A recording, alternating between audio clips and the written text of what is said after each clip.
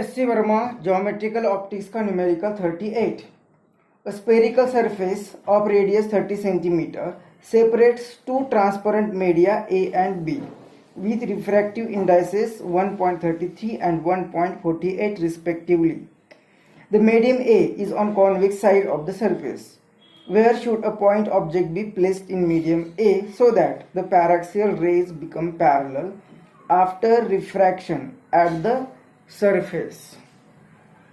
तो ये न्यूमेरिकल में हमें एक कर्व सरफेस दिया हुआ है, ऐसा एक कर्व सरफेस, और जिसके कारण यहाँ पे दो मीडियम हो गए, एक मीडियम ए और एक मीडियम बी।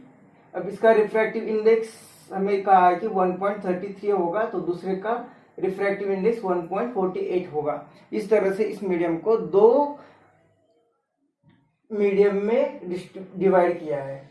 अब हमें इस साइड में यहाँ पे एक ऑब्जेक्ट रखना है। ऑब्जेक्ट कहाँ पे रखना है? ये जो कर्व सरफेस होगा उसकी जो कॉन्वेक्स साइड होगी उस साइड में एक ऑब्जेक्ट इस तरह से रखना हो कि ये जब रिफ्रैक्शन होगा, मतलब यहाँ से जो रेज पास हो गए यहाँ पे रिफ्रैक्शन होगा, और रिफ्रैक्शन के बाद ये पैरेलल बनने चाहिए, ये रेज पैरेलल बनने चाहिए।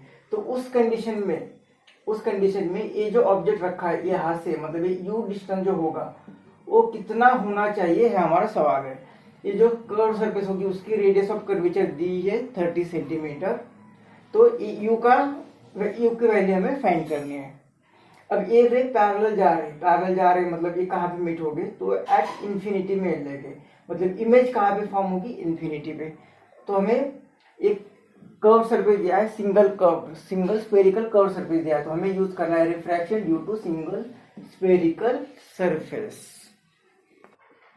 तो यहाँ पे हम लिखेंगे μ2 divided by v minus μ1 divided by u is equal to μ2 minus μ1 divided by r।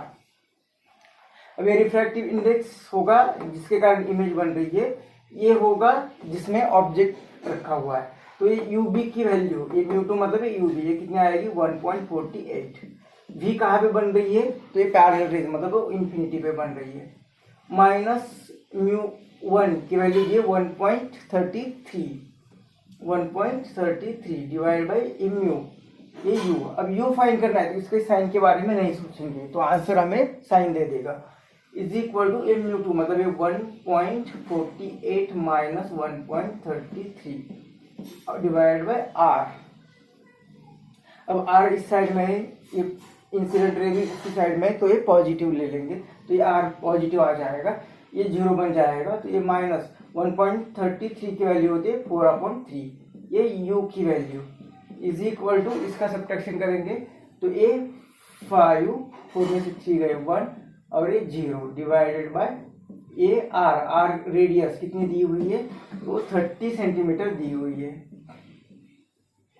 तो ये u की वैल्यू, तो u दोनों का इनवर्स कर देंगे, तो ये आएगा 30/0.15 इज इक्वल टू इसका इनवर्स, तो ये 4 है, 4 और u को समझना चाहिए, तो ये 4, तो ये 3u ऊपर और ये 4 को यहाँ पे मल्टीप्लाई होंगे, 4 यहाँ पे मल्टीप्लाई करेंगे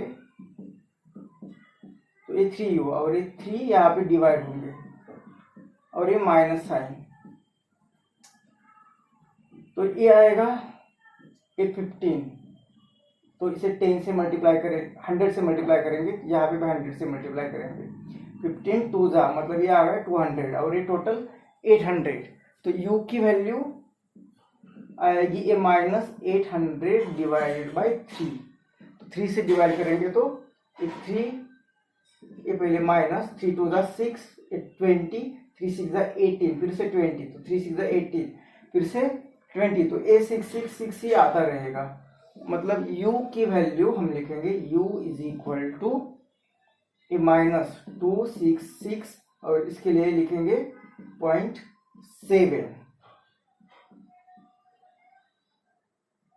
जैसे कैलकुलेशन के लिए हम यहाँ पे 1.33 की वैल्यू 4/3 ही लेंगे, 4/3 की वैल्यू यहाँ पे 1/33 ही रखेंगे, क्योंकि यहाँ पे बुक में जो आंसर दिया है वो दिया है -2.66 सेंटीमीटर। तो ये डिफरेंस आ रहा है क्योंकि 4/3 की वैल्यू एग्जैक्ट ये नहीं होती, वो कितनी होती 3 1 3, ये 3 3 3 3 इस तरह से वैल्यू होगी, इसलिए ये आंसर मिल रहा है हमें। माइनस साइन बताता है कि जिस साइड में ऑब्जेक्ट है उसी साइड में इमेज फॉर्म होगी, मतलब ये वी जो होगा वो लेफ्ट साइड में ही होगी।